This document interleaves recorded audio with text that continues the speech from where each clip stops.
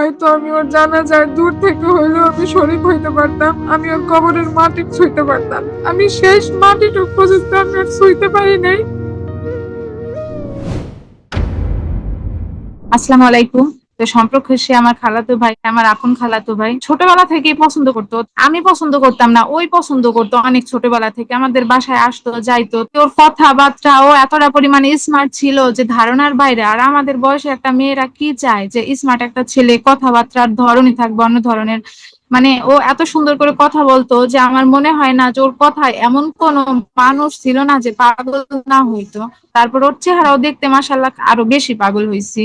সে এক পর্যায়ে 13 সাল থেকে আমাদের রিলেশন পুরোপুরি শুরু হয়। সে মানে এত ভালো ছিল, এত সৎ ছিল যে আমি 3 বছর প্রেম করছি, যেহেতু আত্মীয় স্বজনের মধ্যে তা আমাদের কাছাকাছি থেকেও দেখা হয়েছে। ওইভাবে কেউ কোনোদিন আমার সাথে কোনোভাবে বাজে আচরণ করার চেষ্টা করে নাই বা ইচ্ছাও পোষণ করে নাই। এতটা ভালো ছিল। ওর ইচ্ছাই ছিল যে আমি প্রেম করছি, আমি বিয়ে করব, আমি বউ ঘরে তুলবো, এটাই ছিল ওর ইচ্ছা। তা এরপরে দেখতে দেখতে 15 সালের শেষের দিকে যায় সে লেবানন চলে যাবে দেশের বাইরে। তখন আমাকে বলতেছে যে তোমাকে যদি আমি এইভাবে রাইখে যাই তাহলে তো তোমার আব্বু তোমার অন্য কোথাও বিয়ে দিবে। তা এটা অনেক ভাইবে চিন্তে দেখার পরে ওর যেদিন ফ্লাইট, 26 তারিখে ওর ফ্লাইট নভেম্বরের, তো 24 তারিখে আমি ওর কথা মতো সব কাগজপাতি নিয়ে যাই। পরে আমার ওইখান থেকে নিয়ে যায় ফরিদপুর কোর্টে। কোর্টে নিয়ে যাওয়ার পর আমার বিয়ে করে রাইখে আমার বাসায় পৌঁছাই দিই, ওর মতো চলে যায়। কেউ জানে না, মানে 2 বছর 3 বছর টোটালি গোপন ছিল। এটা কেউ জানতো না, ওদের বাসায় কেউ জানতো না, আমাদের বাসায় কেউ জানতো না।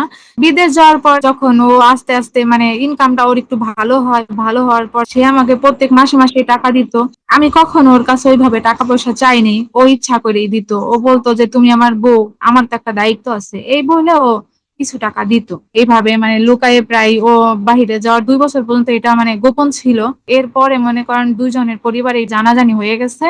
জানাজানি হয়ে যাওয়ার পর আমার উপর তো একটা প্রেশার সৃষ্টি হয়েছে। আমার বাসা থেকে আমার বলছে যে আমি তোর সাথে তোমারে দিব না, তুমি যা করছো করছো, গোপনে করছো, যাতে এটার জানাজানি না হয়, আমাদের মান সম্মানের ব্যাঘাত না ঘটে। আমার পরিবার থেকে এই কথা আমাকে বললো। তাই কথাটা যখন আমি শুনলাম, শোনার পরে আমার অনেক কষ্ট লাগলো। তখন আমি বলছিলাম যে আব্বু, আমি ওরে ছাড়া বাঁচবো না, ও আমারে ছাড়া বাঁচবে না। যা করছি ভুল করি নাই, আমি ঠিকই করছি, কিন্তু আমারে আপনারা অন্য কোথাও বিয়ে দিতে পারবেন না, আমি ওর সাথেই যাব। আর ওর পরিবার থেকে আমার আম্মুকে ডেকে নিয়ে বললো নিজেদের মধ্যে যা হওয়ার হয়ে গেছে, তাই তুই তোর মেয়ে বিয়ে দিয়ে দে। মানে ওনরা চাচ্ছিল না, ওনরাও চাচ্ছিল না, আমাদের পরিবারও চাচ্ছিল না যে আমরা দুই পরিবার এক হই, কারণ আত্মীয়তার মধ্যে তো সম্পর্কটা ওইভাবে আর কি কেউই চাইতেছিল না, ওর পরিবারের কেউ চাচ্ছিল না। তারপরে ওকে আমি জানাই যে তোমার আম্মু তো এই কথা বলে, আমার আম্মুকে ডাইকে নিয়ে এখন কি করবে। তখন ও আর কি ওর আম্মুকে ফোন দিয়ে বলল যে আম্মু তুমি যদি এই ধরনের কথাবার্তা বলো, আমি এক্ষুনি দেশে চলে আসবো। তখন তারা ভয়ে আর কি ব্যাপারটা চুপ করে যায়, যে ছেলে যদি এখন দেশে চলে আসে তাহলে তো আমরা বিপদে পড়ে যাব। তখন ওইভাবে আরো 2টা বছর যায়। টোটালি ও লেবানন 5 বছর, ওই 5 বছর আমাদের ভালোই কাটছে। হঠাৎ 2020 সালের আগস্ট মাসের 20 তারিখে তো হঠাৎ করে দেশে চলে আসে। দেশে আসার পর অক্টোবরে 2টা পরিবারে মানে বুঝাই শুনাইয়ে লাস্টে এমন একটা পরিস্থিতি যে ওকে তো কেউ আমার বাসার মাইনে নিবে না। ওর কথার জন্য, ওর কথার ধরন গুলো এত সুন্দর ছিল, আমার পরিবারের লোকজন ওর কথার মায়ায় পড়ে গেছে। ও আমার আব্বুকে এত সুন্দর করে আব্বু বলে ডাকতো, মানে আমার আব্বা বলতো যে আসলে ছেলেটা ভালো, এতগুলো আত্মীয় স্বজনের মধ্যে ওই সব থেকে ভালো। আমার আব্বু চাপ দিছে যে কি দিয়ে কি বিয়ে করছে না না করছে তা আমরা জানি না, আমি ওই সবকিছু মানবো না, আমি নতুন করে আবার আমার মেয়ে উঠাই দিব। তখন আমাকে আবার নতুন করে ওর সাথেই বিয়ে দেয়, বিয়ে দিয়ে পারিবারিক ভাবে উঠায় নেয়। নিলে কি হবে, মানে ওই যে পরিবারের ভিতরে বলে না যে একটা মনোমালিন্য থাইকেই যায়, ছেলে যদি একা একা বিয়ে করে বা মেয়ে যদি একা একা যায়, সেইভাবে আর কি কেউ রাজি খুশি ছিল না। বাধ্য হয়েই উঠাই দিতে হয়েছে। শ্বশুর বাড়িতে চলে গেছি, তারপর তখন তো বেকার, ওই দেশে থাকতে কিছু টাকা জমাইছিল, সেইটাই টুকটাক ভাঙে চুরে ওইভাবে চলছি। ওর পরিবার মোটামুটি সচ্ছল, তারপর ও বাহিরে 5 বছর ইনকাম করছে, ওর সবই পরিবারের হাতে দিয়ে দিচ্ছে। ওই ক্ষেত্রে ওর পরিবার আমাদের খাওয়া দাওয়া চালাইতো। পরে মানে ও এতটা ভালোবাসতো, টোটালি মানে এতটা কেয়ার করতো, এতটা কেয়ার করতো, ওইটা মানে বলে বোঝানো যাবে না। এইভাবে দেখতে দেখতে বিয়ের 6 মাস পরে আমার বাচ্চা কনসিভ করে। ও আমার প্রচুর পরিমাণে সাপোর্ট দিচ্ছে, আমি রাত্রে ঘুমাইতে পারি নাই, ও আমার সব সময় রাত ভোরে জায়গায় থাইকে থাইকে আমার দেখাশোনা করছে। আমার হাজবেন্ড মানে রাত্রে সারা রাতও ঘুমায় নাই, যে আমার কোন সময় কি লাগে, পানি খাবো না বাইরে যাব না কি করবো না করবো, সব সময় আমার পাশে থাকছে। আমার গর্ভকালীন কালে মানে 9 মাস ও 9 বার চেক আপ করাইছে, আমার বাচ্চা ঠিক আছে কিনা, আমি ঠিক আছে কিনা, তারপরে কখন আমার কি প্রয়োজন। আমি গোসল করে কাপড় চোপড় গুলো ওইভাবে রাইখে আসতাম। ও খাইছে, দিত, মানে অনেক যত্ন করছে অনেক। এরপর যেদিন আমার বাচ্চা হবে সেই দিন আমাকে হাসপাতালে নিয়ে যায়, আমার ওটিতে ঢুকাবে, আমি শুধু ওরে খুঁজতেছি। আমি আমার মারে বলতেছি যে মা ও কোথায়, ও কোথায়। তখন ওরে নার্সটা ঢুকতে দিবে না, ও নার্সদের সাথে যুদ্ধ করে একসাথে ঝগড়া করেই ও ভিতরে ঢুকছে। ভিতরে ঢুকার পরে আমি ওর দিকে তাকাই, আমার চোখের পানি অটোমেটিক চলে আসছে যে আমি যদি মরে যাই তাহলে কি হবে। সেই দৃশ্য আমার আজও চোখে ভাসে। ও আমার কপালে একটা চুমু দিয়ে বলে তোমার কিচ্ছু হবে না, আমি আসছি। এরপরে সিজার করার পরে বাচ্চা এনে যখন ওর হাতে দেয়, আমি তার দেখিনি, আমি তো ভিতরেই ছিলাম। আমার আম্মু বলে যে যখন ও বাচ্চাটা কোলে পাইলো, আমার মনে হইলো কি যে ও আকাশের চাঁদ পাইলো। ও এত পরিমাণে খুশি হয়েছে, খুশিতে আত্মহারা হয়ে গেছে। এরপরে আমাকে বাসায় নিয়ে আসে। বাসায় আনার পরে মানে বাসায় যে 13 মাস ছিল মেয়ে থাকাকালীন, ও মেয়েকে খাওয়াইতো, রাত্রে মেয়ে প্রস্রাব করলে সেটাও পাল্টাই দিত রাত জাগে জেগে। এরপরে মেয়ের যখন 13 মাস বয়স, সে আবার মালয়েশিয়া চলে যায়। মালয়েশিয়া ওর আরো বড় দুইটা ভাই আছে ওইখানে থাকে, তারা ওকে মালয়েশিয়া নিয়ে যায়। নিয়ে যাওয়ার পরে 3 বছর মোটামুটি আলহামদুলিল্লাহ ভালো। ও ঘন্টায় ঘন্টায় 30 মিনিট পর পর আমার সাথে কথা বলে, আমার মেয়ের সাথে কথা বলে। এর মধ্যে মে মাসের আমরা নিজেদের একটা বাড়ি করতেছি। ও মোটামুটি আর কি খুশি ছিল, ভালোই ছিল যে না নিজেদের একটা বাড়ি করতেছি, অনেক খুশি, মানে দুইজন অনেক খুশি। তারপরে যখন মেয়ে বুঝতে শিখছে যে আব্বু কি জিনিস, তখন ও বলতেছে যে আব্বু তুমি দেশে আসো। তখন বলছে কি যে মা আমি তোমাকে কথা দিলাম না, আমি তোমার কাছে আসবো। তা আমি আইসে তোমাকে একটা পিঙ্ক কালার সাইকেল কিনে দিব, তোমাকে আমি ফুল গাছ কিনে দিব। আর আমাকে অনেক কথা বললো, আমাকে লাস্ট বললো কি যে তোমাকে শুধু ভিডিও কল দিলে মুখ টুকি দেখি, আমার ভালো লাগে না, তোমাদের কাছে না আসা পর্যন্ত আমার আসলে শান্তি নাই।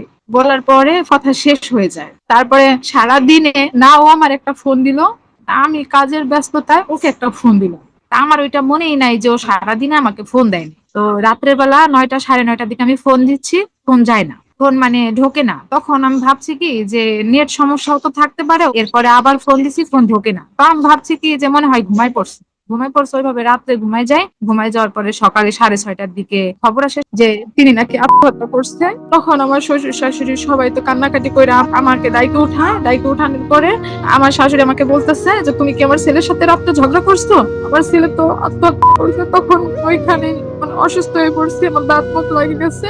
ও আত্মহত্যা করবে কোন কারণে? ওর সাথে তো আমার কোনো সমস্যাও নাই। আবার ও মেয়ের সাথে দেখা করতে আসবে, বাসায় আসবে, ও বাড়ি ঘর করতেছে, ও তো অনেক খুশি। ওর তো আত্মহত্যা করার কথা না। আমি প্রায় ঘন্টা খানিক, আমার কোনো হুঁশ ছিল না। আমার হাজবেন্ডের 2 ভাই ওই মালয়েশিয়াতেই থাকে, ওর ছবিটা দিয়ে পাঠাইলো ওই অবস্থায়। ওই সময় আমি ওর ছবিটা দেখে অনেক মনে মানাইতে পারতেছিলাম না যে এটা আমার স্বামী না অন্য কেউ। তখন মনের ভিতরে শুধু একটাই প্রশ্ন ছিল যে ও কেন এরকম কাজ করবে। আর ও তো ভালো ছিল, তো সব ছিল, ওর সাথে কেন কারাই বা এরকম করলো। আমি আজ পর্যন্ত সেই দৃশ্য আমি ভুলতে পারি না। ওই দিনের দৃশ্যটা কেমন ছিল, তারপরও 17টা দিন আমি যে কিভাবে পার করছি দেশে আসা পর্যন্ত, সেটা একমাত্র আমার আল্লাহ আর আমি জানি। তারপর 17 দিন পর অনেক ঝাইঝামেলা শেষ করে আমার হাজবেন্ডের লাশ দেশে আনে। তারপর কফিন থেকে বের করলো, পরে আমাকে নিয়ে দেখাইছে। ওইখানে আমি যখন তাকে যাই দেখি, আমি নিজের আর ধরে রাখতে পারিনি।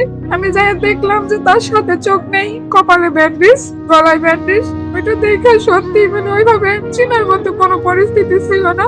আমি তারে যেমন তো দেশ থেকে বিদেশ পাঠাইছি, আমি তারে তেমন পাইনি। আমি তার লাশটা দেখেও চিনতে পারিনি। তো ওইভাবে দেখে আমার জ্ঞান হারাই ফেলি। পরে আমার শুধু একটাই আফসোস ছিল যে ওরে আমি দেখে চিনতে পারলাম না। ওর এমন অবস্থা হয়েছিল, ওরে দেখে আমি চিনতে পারি নাই এইটা আমার স্বামী না অন্য কেউ, এটা আমি চিনতে পারি নাই। পরে আমি ওর মুখে যখন হাত দিয়ে শুইলাম, একদম পাথর আমার বুকের ভিতরে, এত কষ্ট হইতেছিল আমি বলতে পারবো না। ওকে শুধু চিনছি আমি ওর দাঁত গুলো আর ওর চাপ দাড়ি দেখে, কারণ ওর দাড়ি আর ওর দাঁত আমার খুব পছন্দের ছিল। তারপর মনে করেন তাকে সকাল 10টার সময় জানাজায় নিয়ে যায়। তো ওকে যখন বাসা থেকে নিয়ে যায় মাটি দেওয়ার জন্য, তখন আমি সেন্সে ছিলাম না, আমাকে হাসপাতালে নিয়ে ভর্তি করে। আমি শেষ মাটিটুকু পর্যন্ত আমি আর ছুঁইতে পারি নাই। যে আমি যদি অসুস্থ না হয়ে পড়তাম তাহলে হয়তো আমি ওর জানাজায় দূর থেকে হইলেও আমি শরীক হইতে পারতাম, আমি ওর কবরের মাটি ছুঁইতে পারতাম। কিন্তু আমি দুইটার একটাও করতে পারিনি। আমি বিকাল পর্যন্ত হসপিটালে ভর্তি ছিলাম। এরপরে বাসায় যখন আসি, তারপর থেকে আমার দুনিয়াদারি অন্ধকার। আমার হাজবেন্ডের মৃত্যুটা যে কিভাবে হলো এই রহস্যটা আজও পর্যন্ত রহস্য রয়ে গেল, আমরা কেউ জানতে পারলাম না। আজকে যদি আমি জানতে পারতাম যে আত্মহত্যা করেছে, তাও মনে সামাল দিতে পারতাম যে হয়তো বা কোনো পেরেশানিতে আত্মহত্যা করছে, কেউ মেরে ফেলতো, তাও আমি বুঝতে পারতাম যে না, ওটা মেরে ফেলছে। আমি কোনোটাই ধরতে পারতেছি না। ওই রাত্রে ওর সাথে যারা যারা ছিল তাদের মধ্যে 3 জন আজও পর্যন্ত পলাতক। তাদের এখন পর্যন্ত ওই কোম্পানিতে আসেনি। ওই 3 জন লোকের কোনো খোঁজ খবর পাওয়া যায়নি। এরকম পোস্টমর্টম রিপোর্টে লেখছে আত্মহত্যা করছে। আজকে 2 মাস 20 দিন চলে, আমার সন্তানও ভালো নেই, আমিও ভালো নেই। আমার ছোট বাচ্চাটা যখন কান্নাকাটি করে আমার সামনে, তখন আমি নিজেরে ধরে রাখতে পারি না। আর শুধু একটাই কথা, আব্বু আসতে চাইলো, আব্বু তো আসলো না। সন্তান প্রচুর কান্নাকাটি করে আব্বু আব্বু বলে, তখন কি বলবো কি করবো, তখন নিজেরাও সামাল দিতে পারি না। সে দিনে ঘন্টায় ঘন্টায় ফোন দিত, সে আমারে কখনো জান ছাড়া কথা বলেনি। মেয়ে, শ্বশুর, শাশুড়ি সবার সামনে জান জান ছাড়া কোনো কথা বলতো না। 24 সালে সারাটা বছর আমি অসুস্থ, আমার পিছনে যে কত টাকা খরচ করছে। আর একদিন ওরা আমার কাছে কান্না করে বলতেছে যে মা, ওর যদি কিছু হয়ে যায়, আমি তো মালয়েশিয়া থেকে আসতে পারবো না, আমি এইখানেই মরে যাব, তো তোমরা ওর চিকিৎসা করো। ও মূল কথা, অনেক টাকা খরচ করেছে আমার পিছনে, অনেক। আমাকে ঠিকই সুস্থ করে রেখে গেল, ওর দুনিয়া থেকে ঘুরে গেল। আমি তো ওদের বাসায় থাকতেই পারতেছি না। আমি ঘরে গেলেই ওর সব স্মৃতি আমার মনে পড়ে। এখানে দাঁড়াইতো, এখানে দাঁড়িয়ে দাঁড়িয়ে কথা বলছে, ওইগুলো চোখে ভাসলে আমার ইচ্ছা করে যে আমি দৌড়ে যাই গরুস্থান থেকে, কবর থেকে উঠে এনে আমি জিজ্ঞেস করি যে ওই দিন তোমার সাথে কি হয়েছিল, যে তুমি আমার সাথে কথা না বলেই চলে গেলে। এত ভালোবাসলা, তুমি শেষ কথা আমার সাথে না বলে কিভাবে যেতে পারলা? এত ভালো একটা মানুষ ছিল, এত ভালো একটা মানুষ ছিল। এখন টোটালি আমি নিঃস্ব, স্বামী হারিয়ে নিঃস্ব। আমি যে মেয়েকে নিয়ে কিভাবে বড় করবো, আমার এত আদরের মেয়ে, সে মেয়ের জীবন যে এখন কিভাবে যাবে, এটা আল্লাহ বাবা সেই ভালো জানে। এখনো যে প্রতিটা দিন প্রতিটা ঘন্টা আমি কিভাবে পার করতেছি, এটা শুধু আমি একাই ভালো জানি। এত ভালো একটা মানুষ আল্লাহ আমার জীবনে দিল, দিয়ে আল্লাহ আমার জীবন থেকে তাকে নিয়ে গেল। আমি এটা কখনো আশা করিনি। আমি সবসময় বলতাম যে আমি যদি মারা যাই, তাহলে তুমি বিয়ে শাদী করো, সমস্যা নাই, কিন্তু আমার সন্তানরা ফালায় না। কিন্তু কে জানতো আমি এই দুনিয়াতে থেকে যাবো, ওই দুনিয়াতে থাকবে না, ওই দুনিয়া থেকে চলে যাবে। আল্লাহ আমার জীবনে ভালো একটা মানুষ দিয়েছিল, সব দিক দিয়ে পারফেক্ট ছিল, সৎ। এত ভালো মানুষ আল্লাহ আমাকে কেনই দিল, দিয়ে আমার নিয়ে কেন গেল? এই যে আমার বাচ্চা, আমার সন্তান যখন আমাকে বলে যে তুমি আমার আব্বুরে কেন বিদেশ পাঠাইছিলা, আজকে আমার আব্বু দেশে থাকলে আজকে আমার আব্বু আমার কাছে থাকতো, এই কথা যখন বলে, তখন আমি সত্যি নিজের ধরে রাখতে পারি না যে আমার সন্তানের মুখ থেকে আমার এমন কথা শোনা লাগে। তখন আমি বাধ্য হয়ে কি বলবো? আমার সন্তান আমাকে সবসময় বুঝতে হয় যে আম্মু তুমি কান্নাকাটি করো না। এখন আমার এই মেয়েটাকে নিয়ে আমার জীবন, আমার আর কিছু করার নেই, আমার কিছু বলারও নেই। কারণ এই মেয়েটা হচ্ছে আমার হাজবেন্ডের স্মৃতি। আমার হাজবেন্ডের সব থেকে বড় গিফট হচ্ছে আমার এই মেয়েটা। আমি আজীবন ওকে নিয়ে বেঁচে থাকতে চাই, আমি আর কিচ্ছু চাই না। আমার কাছে আমি বলি যে আল্লাহ তার এই সন্তান যেন আমি ভালোভাবে মানুষ করতে পারি, আল্লাহ যেন আমার সেটাই ঠিক দেন, যাতে আমি তার স্মৃতি নিয়ে বেঁচে থাকতে পারি।